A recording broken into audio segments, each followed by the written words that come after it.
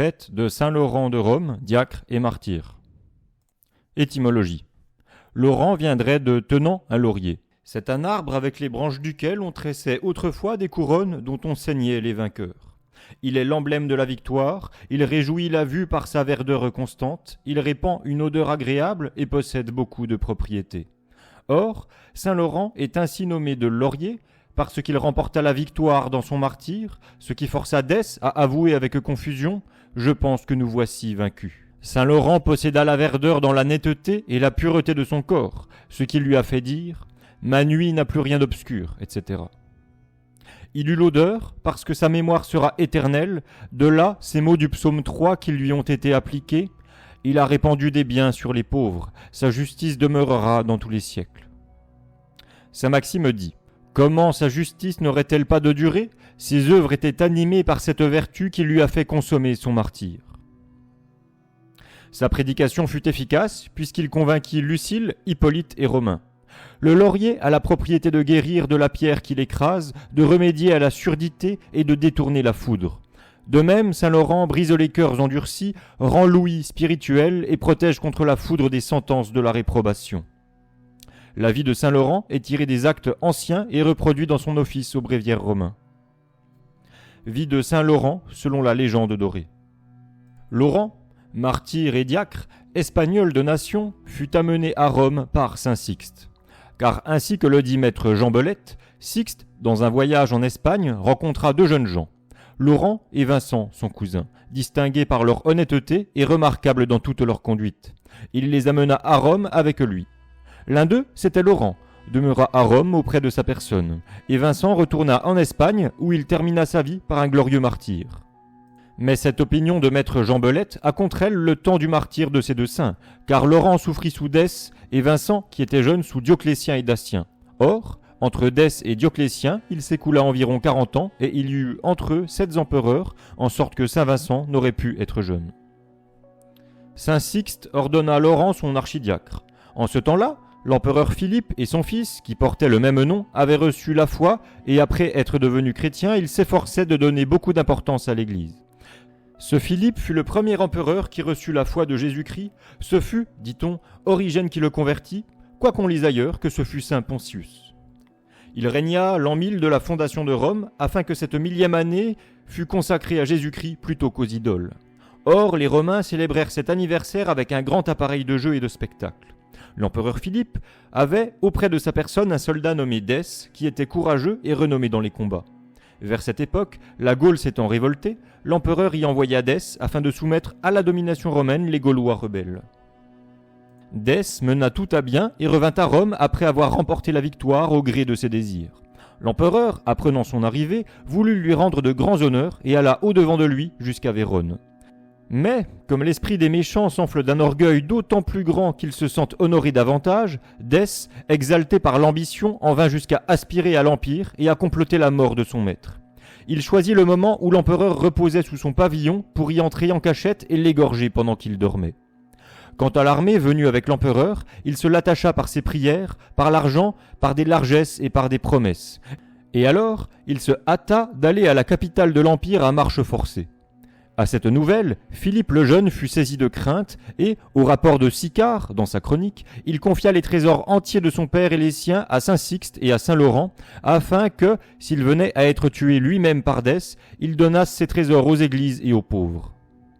N'allez pas vous étonner si les trésors distribués par saint Laurent ne sont pas appelés les trésors de l'empereur, mais bien ceux de l'Église.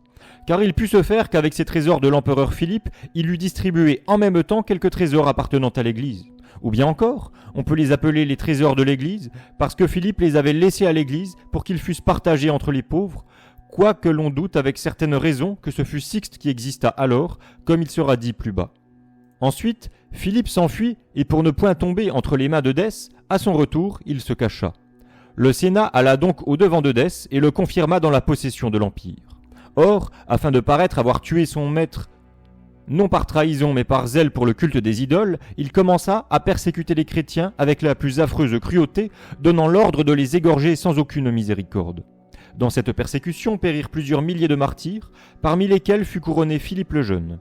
Ensuite, Dès se mit à la recherche du trésor de son maître. Sixte lui fut présenté comme adorant Jésus-Christ et comme possédant les trésors de l'empereur. Or, Saint Laurent, qui le suivait par derrière, lui criait « Où allez-vous sans votre fils, ô mon père ?» Saint prêtre, où allez-vous sans votre diacre ? Jamais vous n'aviez coutume d'offrir le sacrifice sans ministre. Qu'y a-t-il en moi qui ait pu déplaire à votre cœur de père ? Avez-vous des preuves que j'ai dégénéré ? Éprouvez de la grâce si vous avez fait choix d'un assistant capable quand vous m'aviez confié le soin de distribuer le sang du Seigneur.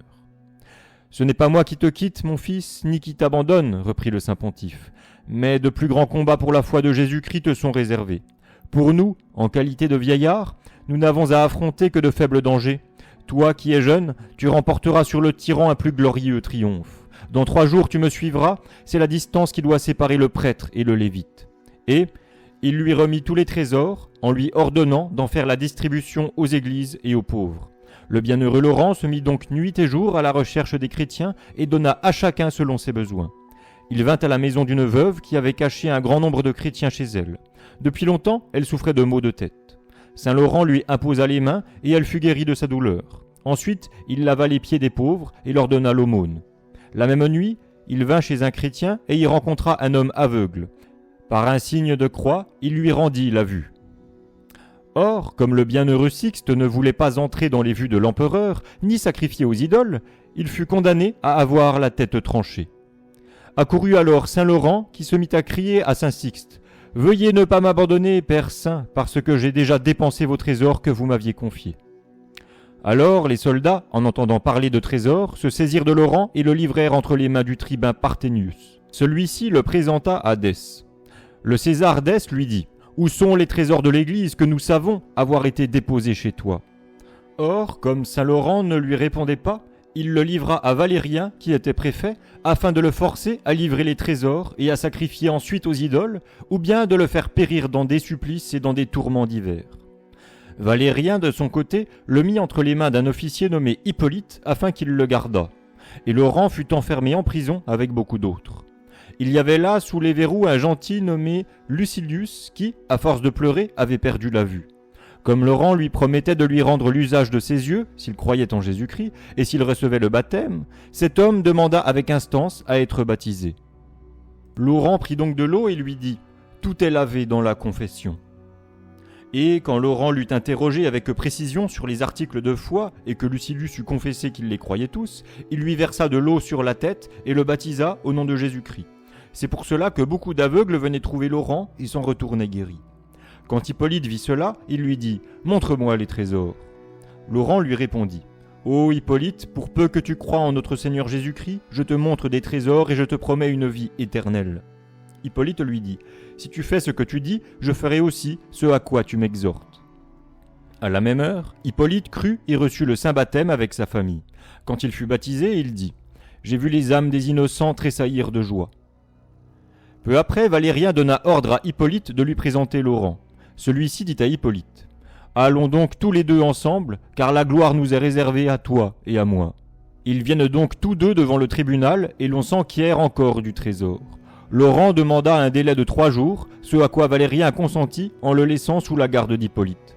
Pendant ces 3 jours, Laurent rassembla les pauvres, les boiteux et les aveugles et les présentant dans le palais de Salluste à Dès. « Ce sont là, lui dit-il, les trésors éternels qui ne diminuent jamais mais qui s'accroissent. Ils sont répartis entre chacun et trouvés entre les mains de tous, et ce sont leurs mains qui ont porté les trésors dans le ciel. » Valérien dit devant Dès qui était présent « Pourquoi tous ces détours ? Hâte-toi de sacrifier et renonce à la magie. » Laurent lui dit « Quel est celui qu'on doit adorer ? Est-ce le Créateur ou la créature ?» Dès, irrité, le fit frapper avec des fouets garnis de plomb, appelés scorpions, et on lui mit devant les yeux tous les genres de tortures.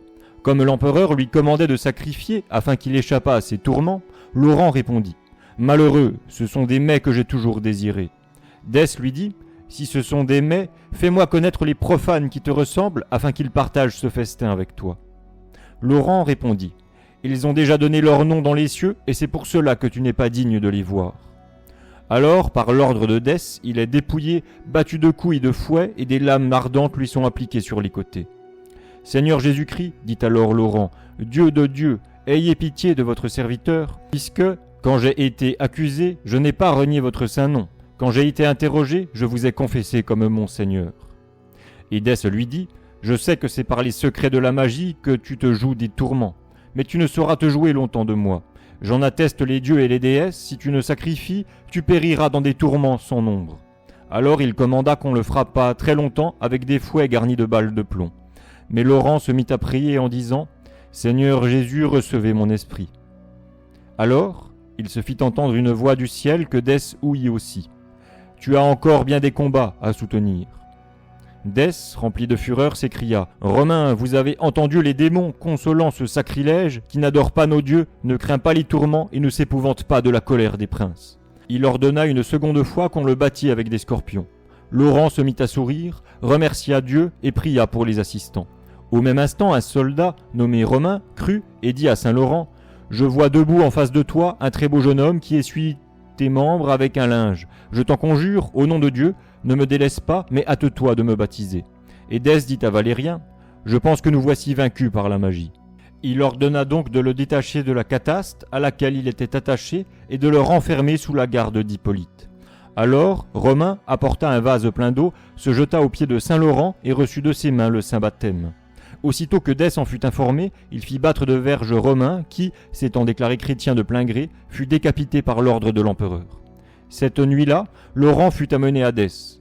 Or, comme Hippolyte pleurait et criait qu'il était chrétien, Laurent lui dit « Cache plutôt Jésus-Christ au-dedans de ton cœur, et quand j'aurai crié, prête l'oreille et viens. » On apporta donc des instruments de supplice de tous les genres. Alors Dès dit à Laurent, « Ou tu vas sacrifier au Dieu, ou cette nuit finira avec tes supplices. » Laurent lui répondit, « Ma nuit n'a pas d'obscurité, mais tout pour moi est plein de lumière. » Et Dès dit, « Qu'on apporte un lit de fer afin que l'opiniâtre Laurent s'y repose. » Les bourreaux se mirent donc en devoir de le dépouiller et l'étendirent sur un gril de fer, sous lequel on mit des charbons ardents, et ils foulaient le corps du martyr avec des fourches de fer.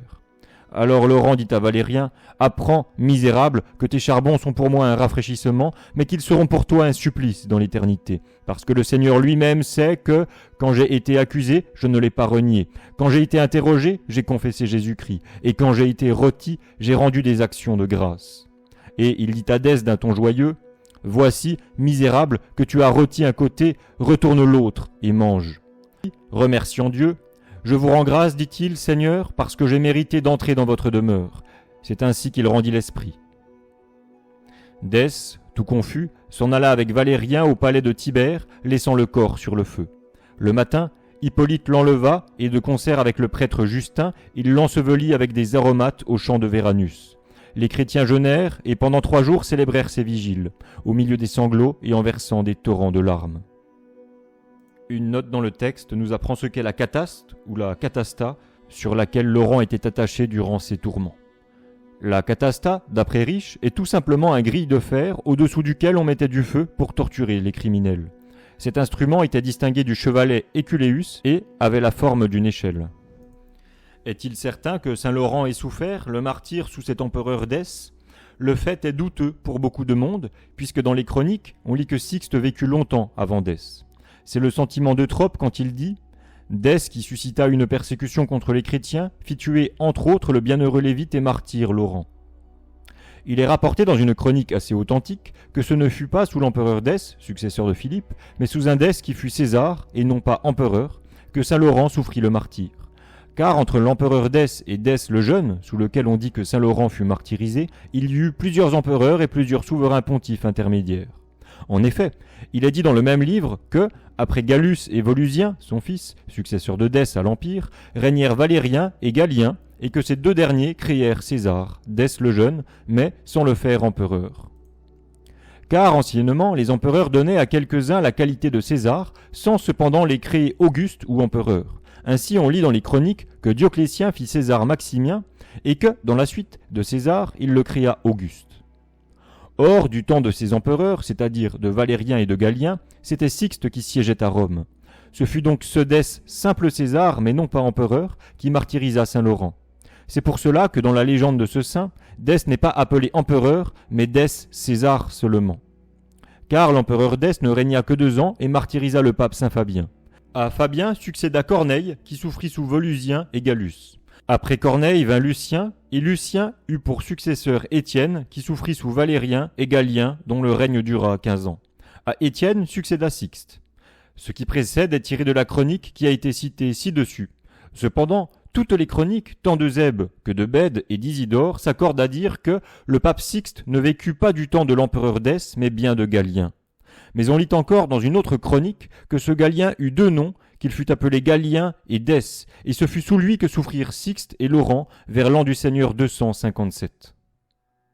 Geoffroy avance aussi dans son livre intitulé Panthéon que Galien se nomma Dèce et que ce fut sous lui que souffrirent saint Sixte et saint Laurent. Et, si cet auteur est exact, ce qu'avance Jean Belette pourrait être véritable. Miracle rapporté dû à l'intercession de saint Laurent. Saint Grégoire rapporte au livre de ses dialogues qu'une religieuse, nommée Sabine, conserva la continence sans pouvoir modérer l'intempérance de sa langue. Elle fut enterrée dans l'église de Saint-Laurent devant l'autel du martyr. Mais une partie de son corps fut coupée par le démon et resta intacte, tandis que l'autre partie fut brûlée. Ceci fut constaté le lendemain matin. Grégoire de Tours rapporte qu'un prêtre, réparant une église de Saint-Laurent, une poutre se trouvait être trop courte. Il pria le saint martyr, qui avait soutenu les pauvres, de venir au secours de son indigence. La poutre s'allongea de telle sorte qu'elle était beaucoup trop longue. Le prêtre coupa alors cet excédent en petites parties et s'en servit pour guérir beaucoup d'infirmités. Ce fait est attesté par le bienheureux Fortunat, et il eut lieu à Brionne, château d'Italie. Un homme avait mal aux dents, on le toucha avec un morceau de cette poutre et sa douleur disparut. Au rapport de saint Grégoire dans ses dialogues, un autre prêtre appelé Sanctutus, voulant réparer une église de Saint-Laurent brûlée par les Lombards, loua grand nombre d'ouvriers. Or, un jour qu'il n'avait rien à leur donner pour manger, il se mit en prière et, en regardant dans le four, il y trouva un pain très blanc qui ne paraissait cependant pas devoir suffire à un repas pour 3 personnes. Or, saint Laurent, qui ne voulait pas que ses ouvriers manquassent de rien, multiplia ce pain de telle sorte qu'il y en eut assez pendant 10 jours pour tous les ouvriers. Vincent de Beauvais rapporte dans sa chronique qu'il y avait à Milan, dans une église de Saint-Laurent, un calice de cristal d'une merveilleuse beauté. Dans une solennité, le diacre qui le portait à l'autel le laissa échapper de ses mains et en tombant par terre, ce calice se brisa en morceaux. Mais le diacre, affligé, en rassemblant les fragments, les mit sur l'autel, fit une prière à Saint-Laurent et il reprit le calice entier et très solide. On lit encore dans le livre des miracles de la Sainte Vierge qu'il y avait à Rome un juge nommé Étienne qui recevait volontiers des présents de grand nombre de personnes et violait souvent la justice. Il usurpa par force 3 maisons de l'église de Saint-Laurent et un jardin de Sainte-Agnès et resta en possession de ce qu'il avait acquis injustement. Or il arriva qu'il mourut et qu'il fut mené au jugement de Dieu. Saint-Laurent s'approcha alors de lui, plein d'indignation, et par 3 fois lui serra le bras pendant longtemps et lui fit souffrir de cruelles douleurs. Mais sainte Agnès, avec les autres vierges, ne voulut pas le voir et détourna la tête. Alors le juge rendit son arrêt en ces termes : « Parce qu'il a soustrait le bien d'autrui, et qu'en recevant des présents il a vendu la vérité, qu'il soit traîné au lieu où est Judas le traître. » Alors, saint Projuste, pour lequel Étienne avait eu beaucoup de dévotion pendant sa vie, s'approchant de saint Laurent et de sainte Agnès, demandait pardon pour ce juge. Il fut donc accordé à leur prière, unie à celle de la Sainte Vierge, que son âme retournerait à son corps pour y faire pénitence pendant 30 jours. En outre, il reçut pour pénitence de la part de la Sainte Vierge de réciter chaque jour de sa vie le psaume 118, Beati Immaculati in Via. Ici nous faisons un commentaire, il s'agit du psaume le plus long, commençant par « Heureux ceux qui sont irréprochables dans leur voie », etc. Reprenons. En outre, il reçut pour pénitence de la part de la Sainte Vierge de réciter chaque jour de sa vie le psaume 118, Beati Immaculati in Via. Quand il revint à la vie, son bras était noir et brûlé, comme s'il eût réellement souffert dans son corps, et cette marque resta sur lui tant qu'il vécut. Il restitua donc le bien mal acquis et fit pénitence, mais il trépassa dans le Seigneur le 30e jour. On lit dans la vie de l'empereur Saint-Henri et de sainte Cunégonde, sa femme, qu'ils vécurent ensemble dans la virginité. Mais à l'instigation du diable, l'empereur conçut des soupçons sur son épouse par rapport à un soldat, et il la fit marcher nu-pieds l'espace de 15 marches sur des socs de charrues rougies au feu. En montant dessus, elle dit « De même, Seigneur Jésus, que vous avez connaissance que ni Henri ni aucun autre ne m'a touché, de même aussi venez à mon aide. » Mais Henri, poussé par la honte, la frappa au visage, et une voix se fit entendre à Cunégonde en lui disant « La Vierge Marie t'a prise sous sa protection car tu es vierge. » Elle marcha donc sur cette masse incandescente sans ressentir aucune douleur. L'empereur venait de mourir quand une multitude infinie de démons passant devant la cellule d'un ermite, celui-ci ouvrit sa fenêtre et demanda aux derniers passants qui ils étaient.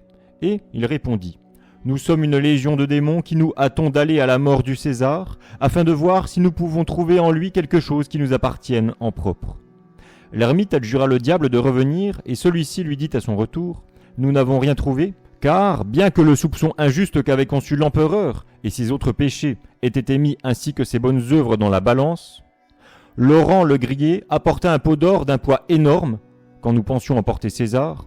Cette chaudière ayant été jetée sur la balance, l'autre côté l'emporta.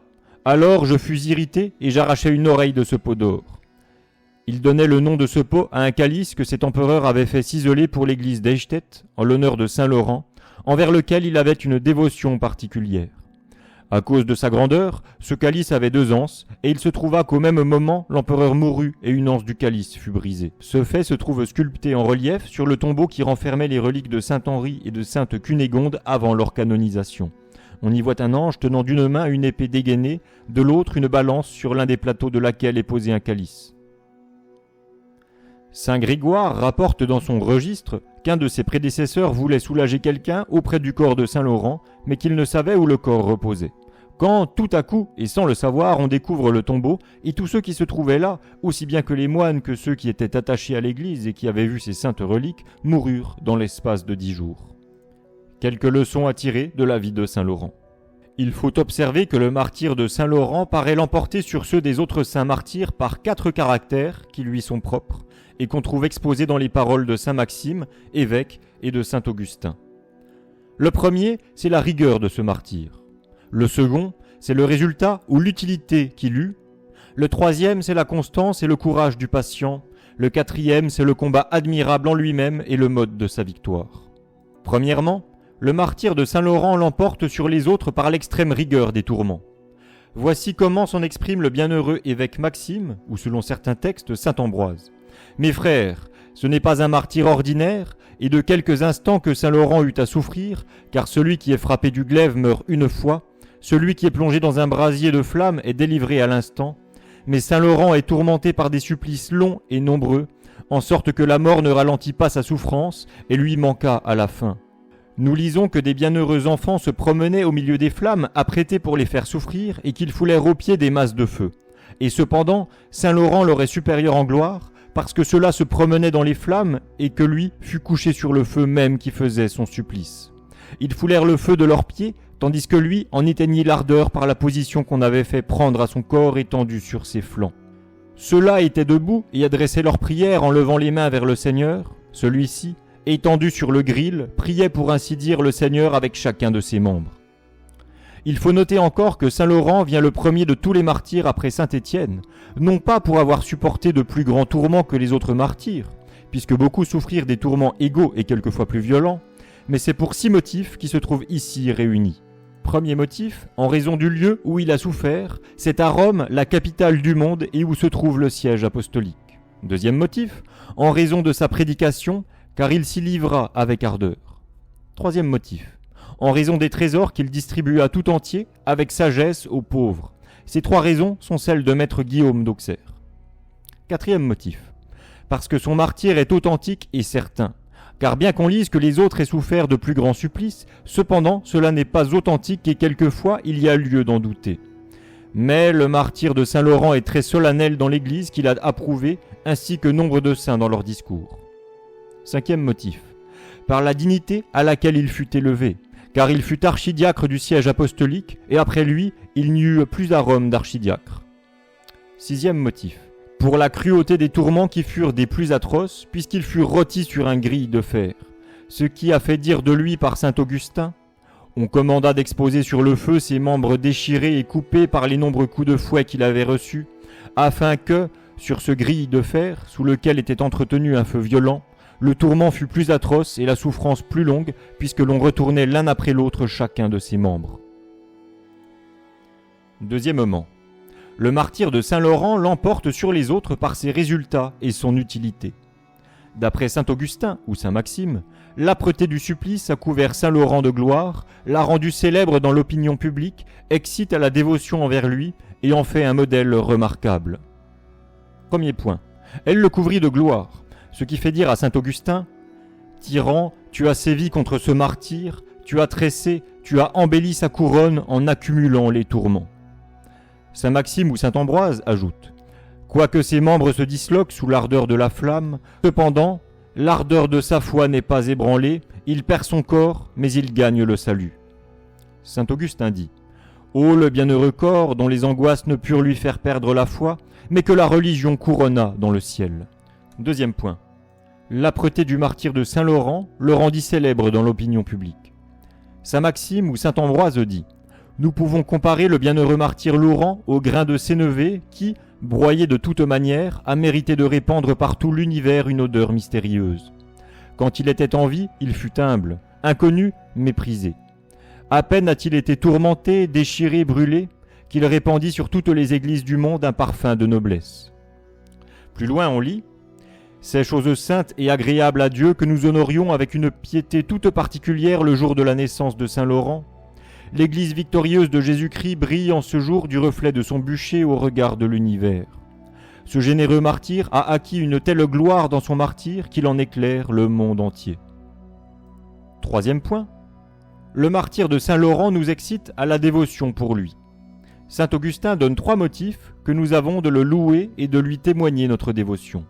Nous devons mettre toute notre confiance dans ce bienheureux martyr, d'abord parce qu'il a répandu son précieux sang pour Dieu, ensuite parce qu'il a le privilège infini de nous montrer quelle doit être la foi du chrétien puisqu'il a eu tant d'imitateurs, enfin parce que toute sa vie fut si sainte qu'il mérita d'obtenir la couronne du martyr dans un temps de paix. Quatrième point, le martyr a fait de saint Laurent un modèle proposé à notre imitation. Là-dessus, saint Augustin s'exprime ainsi. La cause pour laquelle ce saint homme a été dévoué à la mort n'est que pour porter les autres à être ses imitateurs. Or, nous avons 3 motifs de l'imiter. D'abord, la force avec laquelle il souffrit. Le peuple de Dieu, dit saint Augustin, n'est jamais instruit d'une manière plus profitable que par l'exemple des martyrs. Si l'éloquence entraîne, le martyr persuade. Les exemples l'emportent sur les paroles et les actions instruisent mieux que les discours. Les persécuteurs de saint Laurent ont pu apprécier eux-mêmes quelle dignité possédaient les martyrs dans cette excellente manière d'instruire, puisque cette admirable force d'âme ne faiblissait pas, mais fortifiait encore les autres en leur donnant un modèle dans ses souffrances. Ensuite, la grandeur et l'ardeur de sa foi. En surmontant par la foi, dit saint Maxime ou saint Ambroise, les flammes du persécuteur, il nous montre que, par le feu de la foi, on peut surmonter les flammes de l'enfer, et avec l'amour de Jésus-Christ, on n'a plus à craindre le jour du jugement. Enfin, son ardente dévotion. Saint Laurent, dit encore le même auteur, a illuminé le monde entier avec cette lumière qui le brûla lui-même, et de ces flammes dont il supporta l'ardeur, il échauffa les cœurs de tous les chrétiens. Sur l'exemple de saint Laurent, nous sommes excités à souffrir le martyre, nous sommes enflammés pour la foi, et nous sommes échauffés par la dévotion. Troisièmement, le troisième caractère qui distingue excellemment son martyr, c'est sa constance ou son courage. Voici comment parle saint Augustin. Le bienheureux Laurent demeura en Jésus-Christ au milieu de ses épreuves pendant son inique interrogatoire, jusqu'aux atroces menaces qu'on lui fit et jusqu'à la mort. Dans cette longue mort, il avait bien mangé, bien bu, il était rassasié de cette nourriture et ivre de ce calice de Dieu. Alors, il ne ressentit pas les tourments, il ne fut pas abattu, mais il monta au ciel. Il fut si constant et si ferme que non seulement il ne succomba pas aux tourments, mais que par ces tourments eux-mêmes, il devint plus parfait dans la crainte, plus fervent dans l'amour et plus joyeux en ardeur. On l'étend, dit saint Maxime, sur des charbons ardents, on ne cesse de le tourner sur lui-même, mais plus il souffre de douleur, plus grande est la patience avec laquelle il craint notre Seigneur Jésus-Christ. Le grain de sénévé, dit saint Maxime ou bien saint Ambroise, quand il est broyé, s'échauffe. Laurent, au milieu de ses supplices, s'enflamme. Chose admirable, celui-ci tourmente Laurent, ceux-là, plus cruels encore, perfectionnent les tortures, mais plus les supplices sont atroces, plus ils rendent Laurent parfait dans son dévouement. Son cœur était tellement fortifié par la foi dans Jésus-Christ que, ne tenant aucun compte des tortures infligées à son propre corps, tout joyeux de son triomphe sur les flammes qui le brûlaient, il l'insultait à la cruauté de son bourreau. Quatrièmement, Le quatrième caractère de son martyre fut sa lutte admirable et la manière dont il remporta la victoire. Car on peut recueillir des paroles de saint Maxime et de saint Augustin que saint Laurent eut à endurer en quelque sorte extérieurement 5 sortes de feux qu'il supporta avec courage et qu'il éteignit. Le premier fut le feu de l'enfer, le second le matériel de la flamme, le troisième fut celui de la concupiscence de la chair, le quatrième fut celui d'une violente avarice, le cinquième fut le feu d'une rage insensée.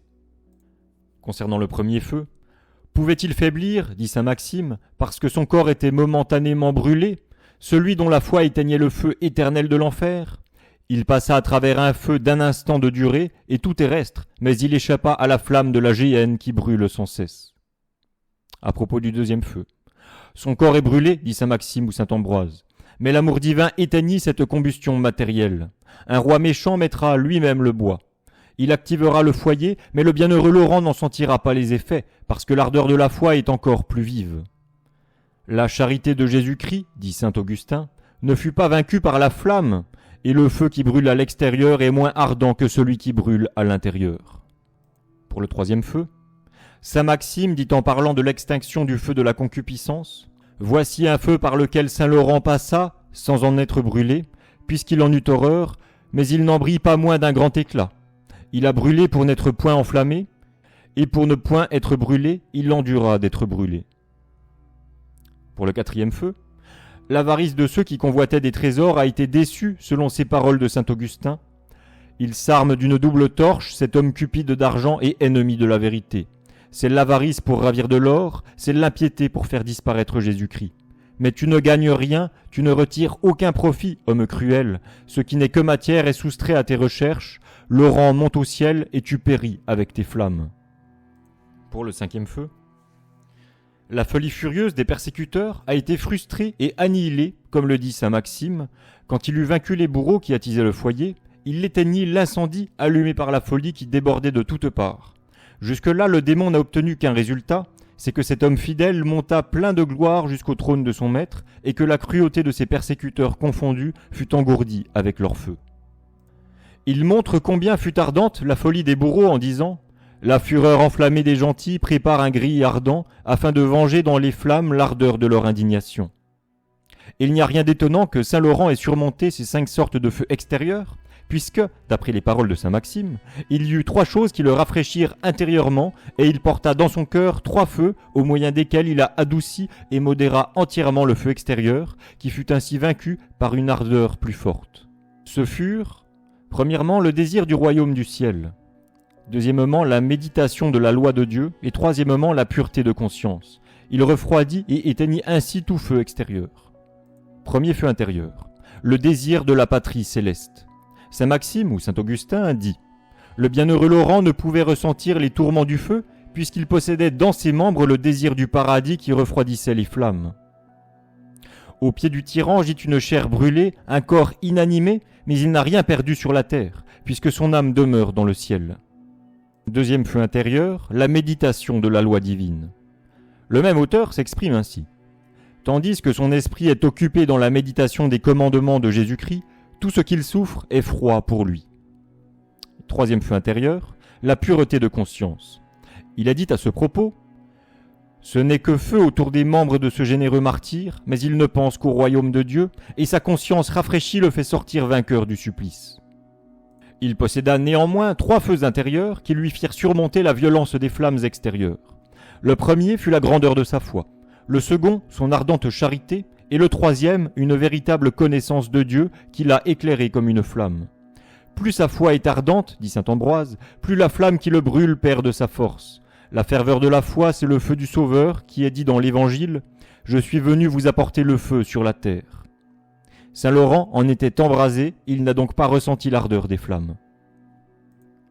Le feu intérieur de l'ardente charité de saint Laurent, saint Ambroise dit de sa charité « Il brûlait au dehors de ce saint martyr parce que le tyran l'avait mis sur un foyer violent, mais la flamme de l'amour de Dieu qui le consumait était plus forte encore. » Le feu intérieur de la véritable connaissance de Dieu. Le même Père parle ainsi de la connaissance de Dieu. Les flammes les plus cruelles n'ont pu vaincre cet invincible martyr parce qu'il avait l'esprit éclairé des rayons les plus pénétrants de la vérité. Enflammé de haine pour le mal et d'amour pour la vérité, où il ne sentit pas, où il vainquit la flamme qui le brûlait au dehors. L'office de Saint-Laurent a 3 privilèges dont ne jouissent pas les autres martyrs. Le premier, c'est la vigile, c'est le seul des martyrs qui en est une. Mais les vigiles des saints ont été remplacés en ce jour par le jeûne à cause de certains désordres. Maître Jean Belette rapporte que c'était autrefois la coutume qu'aux fêtes des saints, les hommes, avec leurs femmes, et les filles, venaient à l'église où ils passaient la nuit à la lumière des flambeaux. Mais parce qu'il en résultait des adultères, il fut statué que la vigile serait convertie en jeûne. Cependant, on a conservé l'ancienne dénomination et on dit encore vigile et non pas jeûne. Le second, c'est qu'il a une octave. C'est le seul des martyrs, avec Saint-Étienne, qui ait une octave, comme Saint-Martin parmi les confesseurs. Le troisième, c'est que les anciennes ont des réclames. Cela ne lui est commun qu'avec Saint Paul. Saint Paul a ce privilège en raison de l'excellence de sa prédication et Saint Laurent en raison de l'excellence de son martyre. Saint Laurent, diacre et martyr, priez pour nous. Que Dieu vous bénisse et vous garde.